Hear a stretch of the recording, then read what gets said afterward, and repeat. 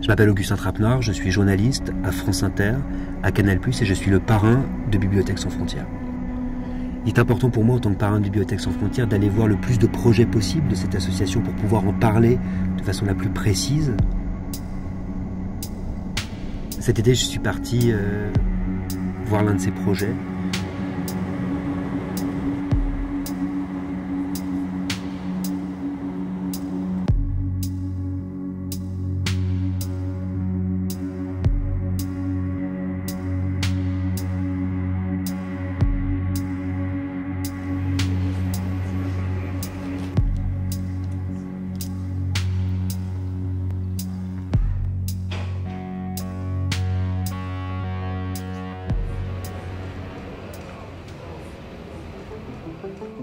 IdeasBox project is made by these 4 boxes of 4 different colors.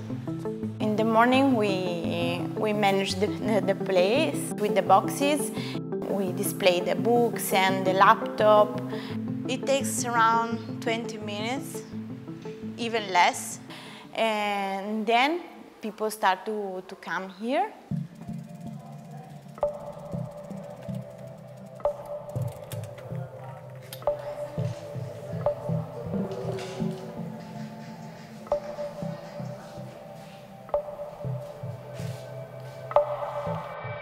La première question qu'on me pose au sujet de Bibliothèques sans frontières, c'est pourquoi installer des bibliothèques dans un camp de réfugiés?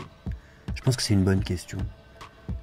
Parce que les gens se disent, non mais attends, la culture, honnêtement, c'est la dernière chose.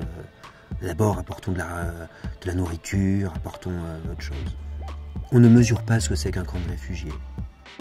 Est-ce que vous imaginez des enfants qui restent pendant près de 17 ans dans un même endroit, sans livre, sans possibilité de s'instruire, de s'ouvrir à l'autre, à un autre imaginaire, de rêver, de partir, de partager, de dialoguer?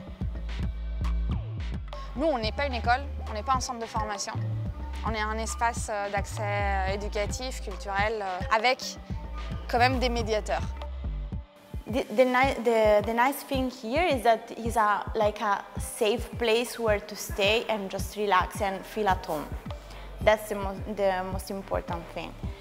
And then, of course, we try to organize activities for them based on their needs. We ask them what you want to know, what you want to do, and based on what they reply, we organize the activities during the week.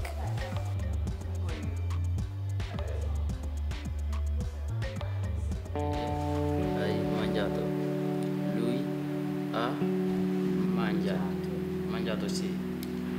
Mangiato. Voi mangiate oggi? E sei rimasto tutto il giorno a casa?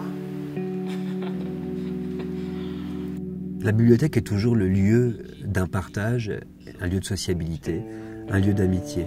C'est comme ça que je l'ai envisagé depuis toujours, et ce qui m'a plu immédiatement dans le projet de Bibliothèques sans frontières, c'était justement d'insister sur ces valeurs-là d'abord. Chaque IdeasBox, cette médiathèque innovante, mouvante, qui a été dessinée par Philippe Starck, est unique. C'est quelque chose sur lequel on n'insiste pas assez, à mon sens, parce que c'est là, pourtant, la singularité du projet. It's important that we organize our tools and our contents based on what we see every day here in the project in Palermo. For example, at the beginning we thought that the most important thing was to have books in English and French because it's the language that the guys speak.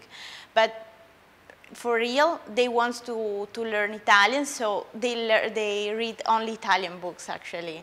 So it's a bit different from the reality or what we expected before.